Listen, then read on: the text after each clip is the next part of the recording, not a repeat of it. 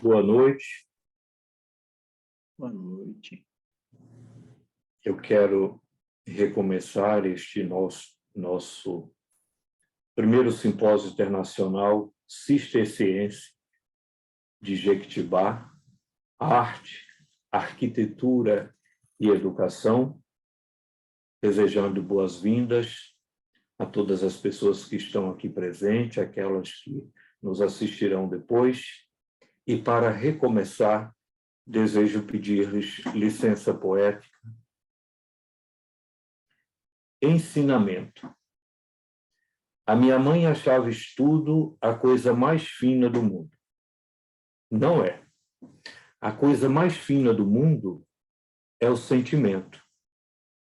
Naquele dia de noite, o pai fazendo serão, ela me disse: coitado, até essa hora no serviço pesado. Pôs pão e café, colocou o tacho no fogo com água quente e não me falou de amor. Essa palavra de luxo. Adélia Prado. Prosseguindo, nós teremos agora uma conferência, né? Aguardamos um pouco, porque nós estamos em diferentes pontos, né? Em diferentes lugares, inclusive aguardando o pessoal de Jequitibá entrar. Eu estou em Feira de Santana, a professora Clélia Peretti em Curitiba, o professor Edilmar em Santiago, etc. Né? Estamos aí, como diria o filósofo Martin Heidegger. Então, nós teremos agora, às 19 horas, com atraso, né, a conferência intitulada Hacia una fenomenologia del lugar sagrado, configuração espacial en el inconsciente monástico medieval, a ser proferida pelo professor doutor Hermano Bernardo, OSB, do Mosteiro Beneditino de Santiago, Chile. Para traduzi-lo, teremos o professor doutor Edilmar Cardoso Ribeiro, que é professor da Faculdade de Teologia da PUC-Chile e doutor em História da Igreja pela Pontifícia Universidade Gregoriana. Com a palavra, professor Edilmar. Então, boa noite a todos e todas. Primeiramente, pedir desculpas porque o professor Hermano Bernardo está preso no trânsito, estava de viagem de Rancagua para Santiago e não chegou a tempo, e, portanto, me pediu para ler sua comunicação, né, seu texto que ele tinha preparado para este simpósio. Eu havia traduzido o texto dele para ajudar na tradução que eu faria. Então, eu vou ler o texto que ele preparou. Infelizmente, o professor não poderá chegar para a sua exposição. Então, eu vou ler e depois, infelizmente, não vou poder responder às eventuais perguntas que apareçam, né? Mas eu penso que poderia depois deixar aberto algumas perguntas, e se alguém tem perguntas, depois eu faço chegar até a irmã Bernardo e ele poderá respondê-los, tá? Bem, então, o professor Bernardo, irmã Bernardo, intitulou seu texto para uma fenomenologia do lugar sagrado, a configuração espacial do inconsciente monástico medieval. No início do século XX, um livro de Rudolf Otto tornou-se um clássico, intitulado O Sagrado, sobre o racional e o irracional na ideia de Deus. Esta palavra englobava toda aquela realidade luminosa de natureza hierofânica. Sendo um livro de filosofia da religião, constituía uma nova abordagem a toda aquela realidade humana que escapava ao humanamente verificável. A fenomenologia assumiu este desafio ao tentar descrever o sentido que o mundo tem para as pessoas, a natureza intersubjetiva das relações e, portanto, descrever um eu puro, que recebe uma espacialidade constituinte. Desta maneira, análoga, a vida monástica desdobra grande parte de sua individualidade no que é próprio do seu ambiente, o misterioso. Mas esta ideia nasce de um fato teológico fundamental, ou seja, a encarnação do Filho de Deus. A divindade assumiu um corpo humano, fez seu o espaço e o redimiu em vista de uma consumação escatológica. Portanto, tanto a Assembleia Litúrgica quanto uma comunidade monástica estão cientes deste fato, de modo que celebrem, comemorem e atualizem um acontecimento salvífico dentro de uma materialidade concreta. Um elemento fundamental nesta abordagem semiótico-sacramental é a igreja, o templo ou o oratório. O espaço litúrgico consigna um espaço celebrativo temporário, onde a linguagem, os símbolos e os ritos se desenvolvem de modo encarnado, mas fazem memória de um fato alheio ao que foi apenas aludido. O acontecimento da Páscoa é central na história da salvação considerada como espaço, e através do qual temos acesso a esta história. A consciência espiritual da Igreja repousa, como sobre um fundamento imóvel, na experiência pascal, que se atualiza constantemente na celebração da Eucaristia e na iniciação dos homens. Isso só é possível por uma ação pneumatológica que ultrapassa o tempo e o espaço. A liturgia tem Cristo como único e verdadeiro templo. Por isso, Deus quis dar-se a conhecer ao homem num espaço específico, seja cósmico, à maneira de Teilhard de Chardin, ou estético, segundo Hans von Balthasar. Em suma, o mistério cristão é celebrado num lugar terrível, que é a casa de Deus e a porta do céu. Gênesis 28, 17.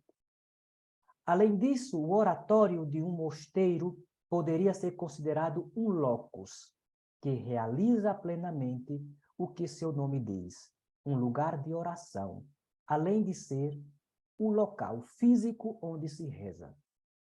Por isso, a oração constitui um eixo transversal da vida monástica. É assim que se pode afirmar que esta faceta se abre a duas ideias fundamentais. O espaço monástico pensado como apex anime, vértice da alma, ou como pons anime, profundo, peso da alma, a partir do qual se pode pensar a arquitetura monástica. Essas ideias são vistas juntas na experiência do deserto e do jardim do paraíso. Ambos serão detalhados nessas páginas que o professor nos presenteia. Então, o objetivo da fala do professor Bernardo é resgatar o abstrato espacial que se expressa espacialmente em um determinado contexto, ou seja, a Idade Média. Arquitetura monástica no contexto da Idade Média.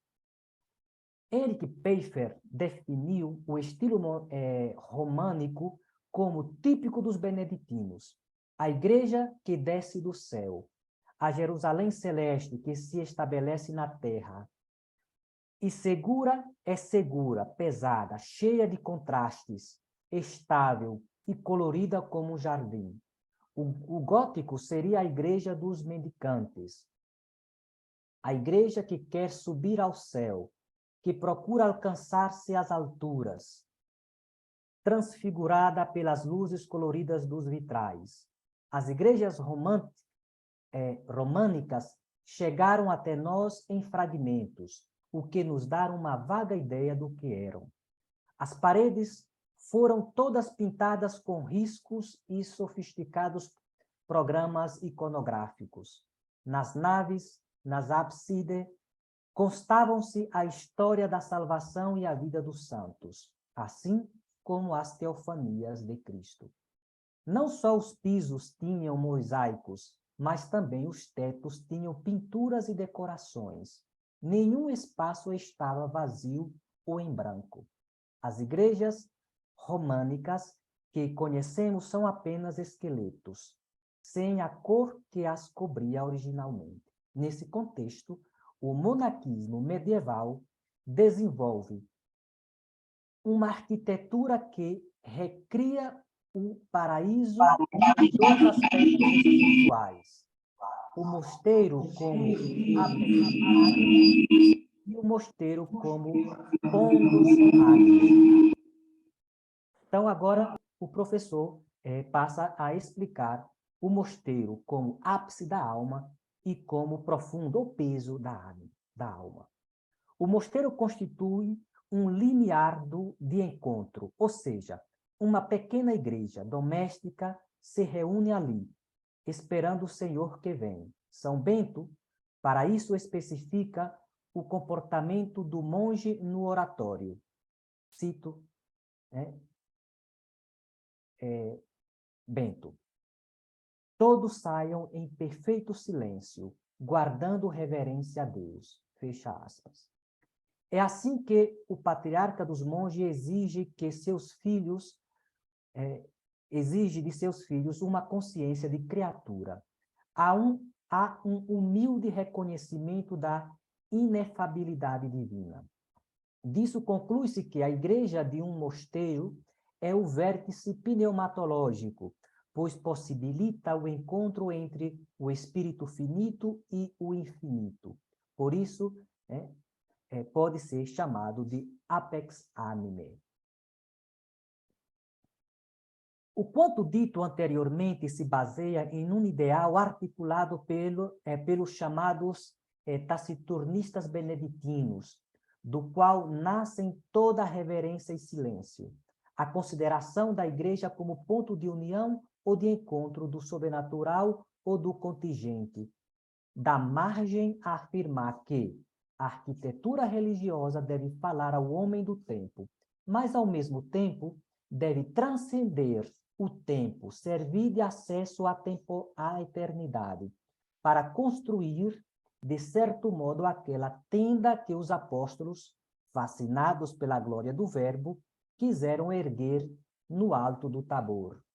Sem dúvida, a fusão do temporal e do eterno ocorre na celebração litúrgica. Além disso, o oratório constitui o lugar próprio da alma espiritual. Portanto, de recolhimento e busca interior. É possível viver a transfiguração em uma atitude de contemplação interior todos os dias, imersos em um espaço. Poder-se-ia afirmar uma certa experiência cotidiana do transcendente, uma ascese da normalidade. São Bento adverte sobre isso e, por isso, indica que quem quiser rezar, o faça, não em voz alta, mas com lágrimas e com o coração atento. Mais uma vez, duas atitudes são fundamentais. A primeira é o dom das lágrimas, e a segunda é o coração atento. Esta passagem lembra Casiano com seus fins da vida monástica, mas também Orígenes. Este último, no seu comentário ao prólogo de João, assinala que um verdadeiro discípulo de Cristo é como o apóstolo João, que deitou a cabeça no peito de Jesus e na cruz soube dizer sim ao apelo de Cristo ao acolher Maria em sua casa. A regra beneditina aponta que a escuta constitui o sentido primordial do cristão. Ainda mais aquele que está atento ao coração do Senhor não faz outra coisa senão reconhecer seu amor e como ele atua em sua vida.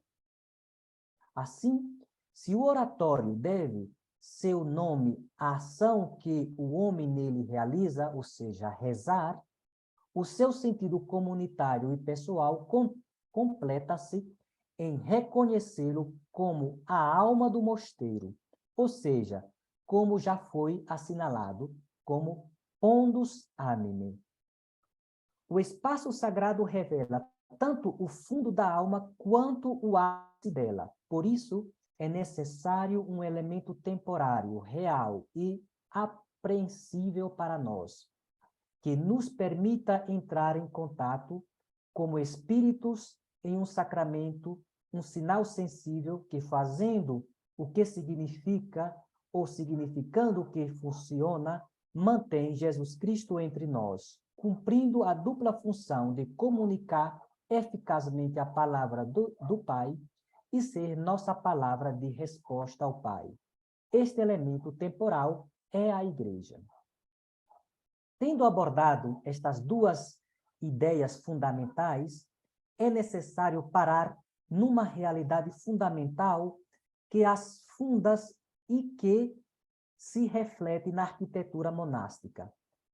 Esta é a experiência da nudez ou despojamento do deserto como lugar teológico e fenomenológico por excelência. O mosteiro como deserto. A vida monástica constitui um exicasmo, ou seja, inquietude, silêncio, paz interior cristológico, que nasce da pureza do coração e se projeta para a ordem escatológica. Uma característica fundamental é o exílio voluntário, ou xeniteia. Isso corresponde a um dos primeiros passos no ascetismo monástico. O monge é convidado a deixar sua vida passada, a passar de uma existência conjuntural para uma espiritual. Portanto, ele deve viver a experiência do deserto como um lugar eminente de desapropriação ou despojamento interior. João Clímaco desenvolve brilhantemente esse tópico, afirmando que o exílio voluntário é abandonar sem olhar para trás tudo que na pátria nos impede de atingir a meta da piedade. Portanto, o monge é como um peregrino que conscientemente, como estrangeiro, vive entre pessoas que falam outros idiomas. A vida monástica implica viver em peregrinação contínua pelo deserto. É uma vida ascética, de conversão contínua, por desapropriação. A única coisa relevante é descobrir que o homem é um ser carente de tudo e necessitado da graça de Deus. Antecedentes bíblicos. A Sagrada Escritura nos mostra como Deus faz Abraão sair das férteis planícies da Mesopotâmia e o leva para as regiões áridas de Canaã. É no deserto que Jacó tem uma visão do céu aberto como uma escada na qual os anjos sobem e descem. Moisés pede ao faraó que permita que o povo de Israel vá ao deserto para ali oferecer sacrifício ao seu Deus. No deserto é onde Deus revelará sua lei a Israel e por onde, por 40 anos, ele testará e treinará seu povo como o noviciado de um monge. Os profetas de Israel jamais esquecerão o chamado do deserto, e um deles, Elias, irá ao Monte Horebe, para que Deus se revele ali como séculos antes de se revelar a Moisés. Segundo Oséias, Javé levará Israel de volta ao deserto, como uma mulher por quem ele se apaixona. Então, eu a seduzirei e a levarei para o deserto, e lá falarei ao seu coração. Oséias 2,16. O profeta Abacuque vê Javé vindo como salvador do deserto do Sinai. O deserto formou Elias e São João Batista e impregnou suas palavras e suas vidas como um vigor particular. O deserto é um elemento fundamental no Apocalipse, tanto no Antigo quanto no Novo Testamento. É no deserto que Deus forma os seus eleitos e o seu povo escolhido, e ali os prepara. É, sobretudo, depois do exílio babilônico, que o deserto passa a ocupar um lugar de destaque nos escritos proféticos. O deutero Isaías prediz que o povo de Israel atravessará um grande deserto para tornar a Jerusalém. Daí o famoso texto. Uma voz clama, abri um caminho para o Senhor no deserto, abri o caminho para o vosso Deus no deserto. Isaías 43. O deserto é o lugar onde Deus derramará sua graça abundantemente. O tema do deserto reaparece continuamente no Novo Testamento. De acordo com Apocalipse 12, 5, 6, a mulher, isto é, a igreja, foge diante do dragão para o deserto, onde tinha um lugar preparado por Deus para que ali a alimentassem por 1.200 dias. Este tempo representa o tempo de luta da igreja no mundo. No deserto deste mundo, a igreja sairá alimentada, como Israel, com o pão da verdade e o maná da Eucaristia. Mas o deserto não é apenas o lugar calmo e pacífico onde se encontra Deus. É também o cenário da tentação, da luta com Satanás. É por isso que o deserto também tem uma conotação de perigo, medo, sofrimento e tentação. Depois de seu pecado, e por causa dele, Deus lançou Adão em uma terra seca e amaldiçoada, cheia de espinhos e ervas daninhas. No deserto, os israelitas tentam a Deus. Por isso, Jesus é empurrado pelo Espírito para o deserto, para ser ali tentado pelo diabo. As tentações de Jesus respondem às tentações do povo de Israel em sua marcha pelo deserto. Jesus diz que o espírito impuro, quando sai do homem, vagueia por lugares desertos. Assim, o deserto é também o lugar preferido do espírito do mal. A aridez do deserto é, portanto, como uma imagem do estado decaído da humanidade, assim como o Jardim do Éden é uma imagem da intimidade com Deus. Não te esqueças de que Javé, teu Deus, te tirou da terra do Egito, da casa da escravidão, e te conduziu por este vasto e horrível deserto de serpentes ardentes e escorpiões, terra seca e árida. Deuteronômio 8, 14 a 16. É por isso que os profetas descrevem o castigo do infiel Israel como uma redução a um estado de deserto. Assim, o deserto é, ao mesmo tempo, lugar de união com Deus, de oração, de noviciado, de noivado místico. Jesus vai para o lugar deserto para rezar, e uma terra de maldição, de tentação e residência do diabo. Por isso, a oração não é apenas paz e serenidade, mas também luta e esforço. Monaquismo e deserto. Na história do monaquismo, o tema do deserto reaparece constantemente. O monge não se retira para o deserto apenas para se afastar do mundo, para desfrutar da paz e da serenidade que conduz ao desenvolvimento da vida interior, mas, como Cristo, para ser tentado pelo demônio, para medir suas forças com ele, vencer com Cristo as 3 tentações clássicas. O monge não ousaria enfrentar Satanás no deserto se não tivesse ao mesmo tempo a certeza de encontrar Deus ali mesmo. Santo Atanásio descreve esta experiência em sua obra, a vida de Antônio. Antônio não é apenas o iniciador da vida monástica, mas também um exemplo claro de uma existência impregnada dos ensinamentos das Escrituras. A sua viagem pelo deserto recorda a experiência do povo de Israel e as suas tentações. No entanto, o desapego interior governa toda a história. A pena de Atanásio descreve não só uma vida exemplar, mas também um tecido bíblico pautado pela Xeniteia. Antônio consegue ser um novo Adão.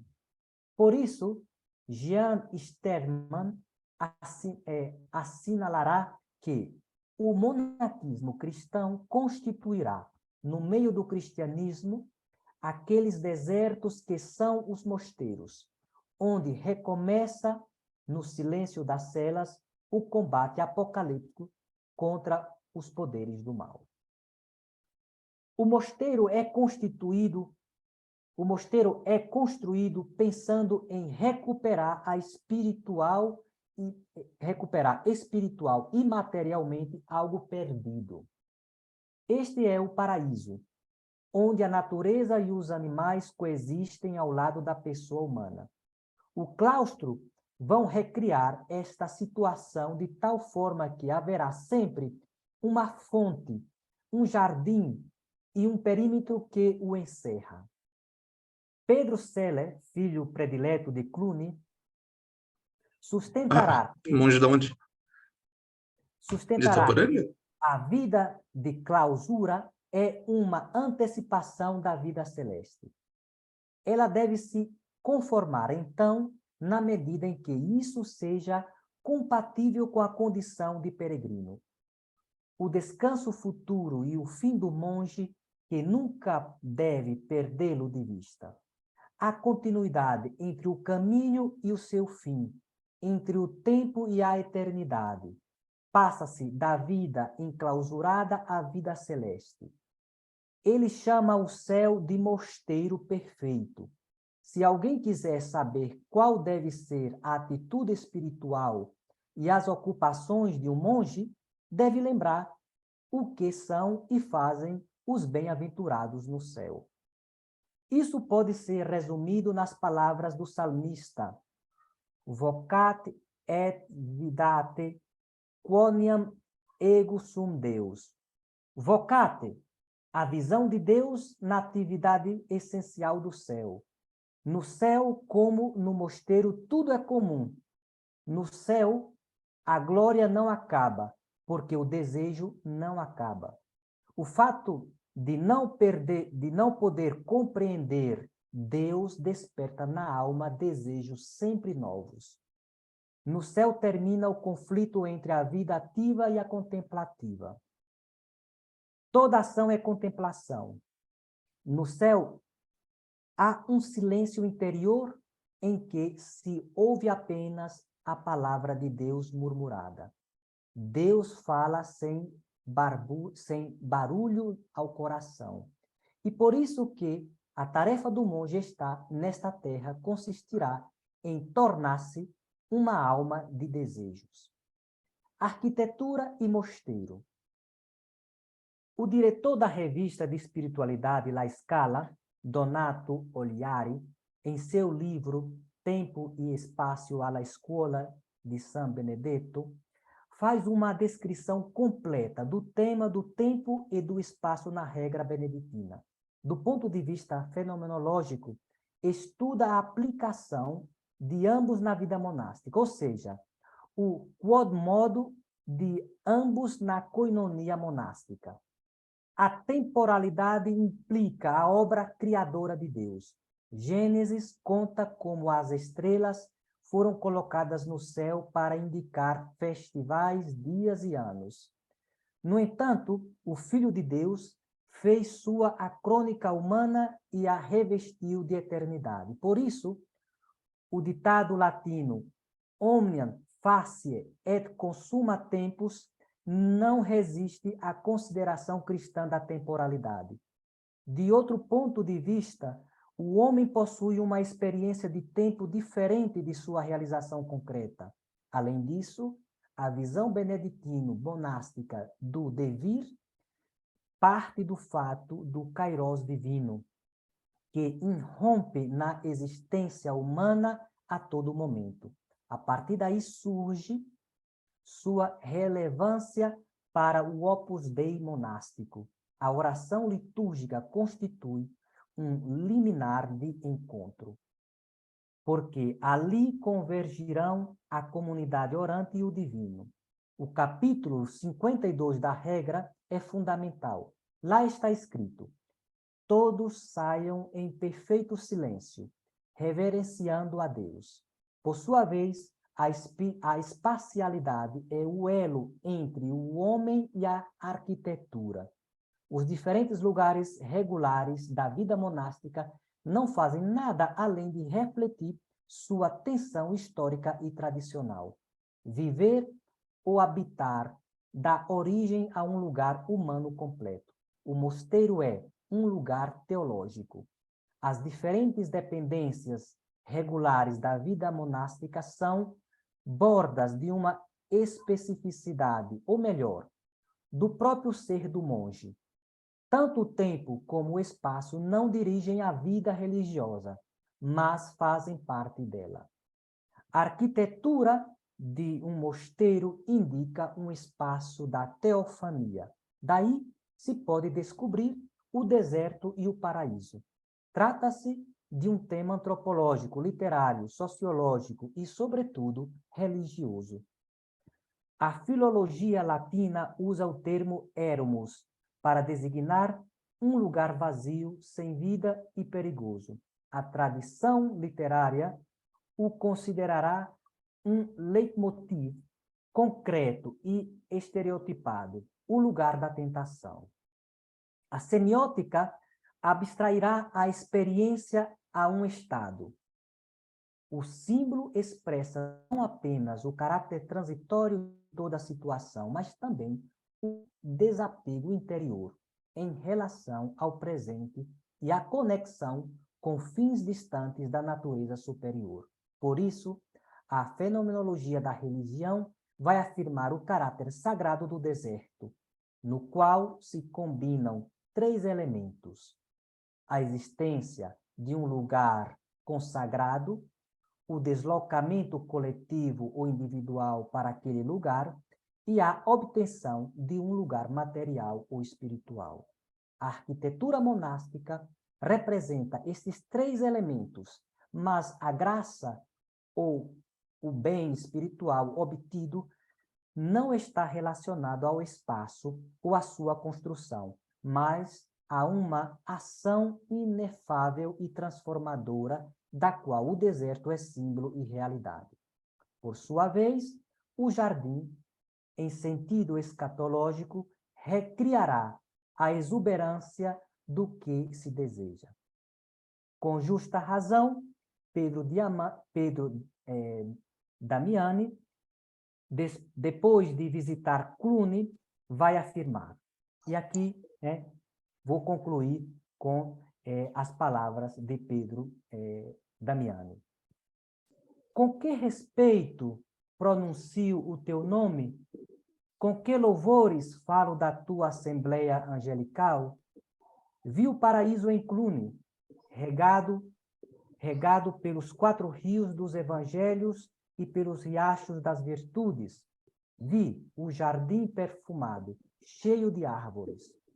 O que mais é Cluny senão uma sementeira de santos monges unidos pelo amor? Fecho a citação de Pedro Damiani. Não sendo um tema novo, a espiritualidade, a chamada espiritualidade do jardim. Isso é desenvolvido com grande prazer nos tempos medievais. Bem, concluído o texto do professor Hermano Bernardo. Grato, professor Edilmar. Nós temos alguns minutinhos, pedimos perdão aí pelo acontecido, pelo imprevisto, E alguém pede ali a possibilidade do e-mail, por gentileza, professor Edmar? Acredito que o e-mail para questões, né? Sim. Mas também temos aqui este espaço ainda, um pouco de tempo, que a gente, se alguém gostaria de levantar alguma questão, né? No sentido de conversar sobre aquilo que foi explanado, a gente está aqui também para conversar. Teríamos que habilitar a pessoa, colocaria o nome ali no chat e diria ao pessoal técnico para habilitá-la, e temos aí alguns minutos que poderíamos aí conversar. Em seguida, teremos um café e às 20h40 teremos mais uma conferência, que é a conferência intitulada Arquitetura Cisterciense Unida à Arte Cisterciense, a ser proferida pelo Dom Luiz Alberto Ruas, prior da Abadia Nossa Senhora da Assunção, em Tatinga, São Paulo. E contamos com a presença de cada pessoa.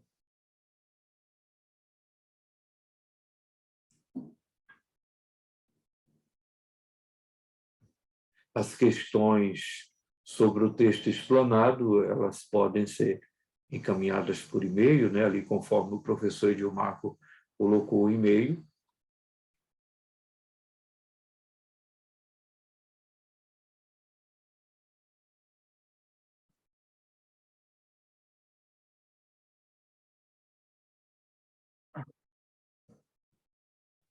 Everaldo, aqui tem uma consulta se o texto do professor vai ser disponibilizado. Eu vou consultá-lo, sim. E se ele autoriza, eu posso disponibilizar o texto em original, que é em espanhol, né? E se alguém se interessa, eu posso também passar essa tradução que eu fiz, já? Ok.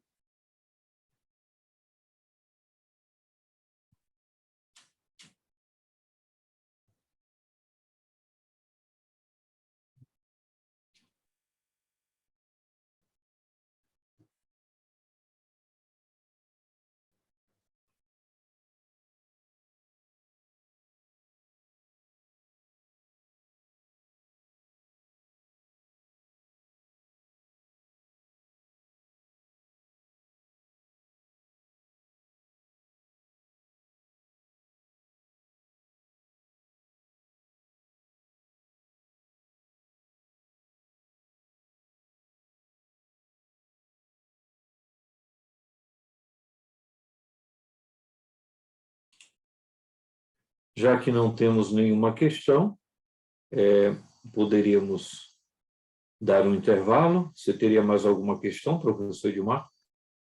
Gostaria de colocar alguma questão? De minha parte, não, Everaldo. Obrigado. Obrigado, professor Edmar. Então, nós agora teremos um intervalo e retornaremos aqui para manter a agenda, né? Retornaremos às 20h40 com a próxima conferência. Muito obrigado. Será o mesmo link. Na verdade, deixaremos a sala aberta, né? Aqui, se podem permanecer conectados.